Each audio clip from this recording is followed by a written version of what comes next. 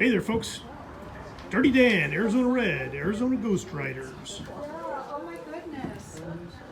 What you doing this week, Champagne? I mean, what's the topic? Yeah. What's the topic? I don't know yet. You don't know what a topic is? No, I know what a topic is. I don't know what the topic for this week is. Let me get this straight. Go around to some places. You're filming, Yeah, and you're filming us, yeah, I'm filming you guys. and you still You're don't know doing what an you're doing the whole and you don't know episode. what you're doing? Yeah, no, I don't know what I'm doing yet. No, it's. Typical Santee. I'll figure it out.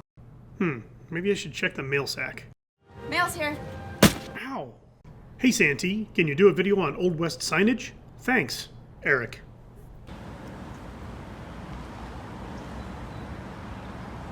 Hey, What? what are you doing? I'm looking for sign. Well, here's your sign. No, not that kind of a sign. The tracking signs, footprints and such. Okay. Here's your sign. Come on, it was funny. Signs have been used since the dawn of time. Okay, well, maybe not. Certainly they've been around since the ancient Egyptians.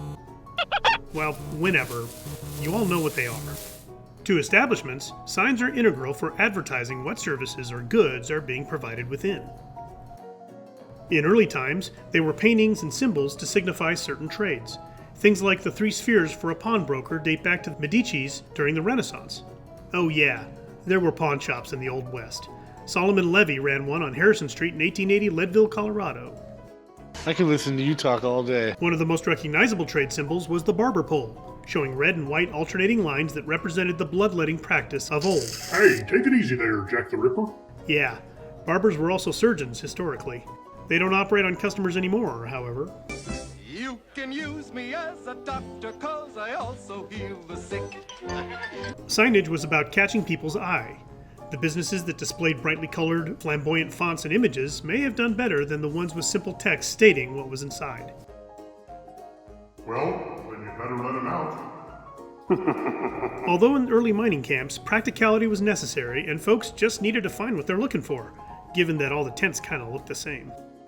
Businesses in the Old West put them on their false fronts so the information was visible to all the people on the other side of the street. Folks traveling on those streets did better noticing the signs that stood out, perpendicular to the buildings. Interestingly, you see a lot of signage with a punctuation mark at the end during the Victorian era. This practice went away by the 20th century. A sign maker may have been a good job in a boomtown. Hand painting those letters needed some artistry, and Adobe Illustrator wasn't around. Well, neither were Intel processors for that matter. I haven't found any information on street signs, and the photos I have don't depict them. However, if they were in a town, I'm pretty sure they tended to be on buildings or on street corners, just like today. Today, companies like Old West Signs reproduce the grandeur and artistry of the Victorian era. Traildust Town uses artists Mike and Matt Hemphill to rebuild and create some advertisements of the day. To these folks, and for all the others out there recreating signs from the frontier, we sure appreciate you. Thanks for keeping the spirit of the Old West alive. Okay, folks, don't forget to like, share, and subscribe. And see you on down the trail.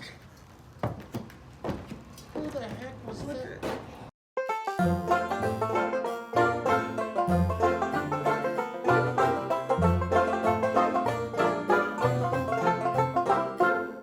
You can hear a ghostly bugle as the men go marching by. You can hear them as they answer to that roll call in the sky.